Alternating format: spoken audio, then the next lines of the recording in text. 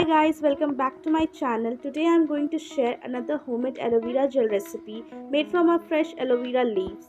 A few days ago I uploaded a video on my channel called Fresh Aloe Vera Gel at Home. You all gave that video so much love and support. Reading your lovely comments and seeing your appreciation truly motivated me. That's why I'm back again with the same amazing remedy. But this time I have added a little twist to make it even better. I really hope you are going to love this version too. So without wasting any more time, let's get started and see today's amazing remedy.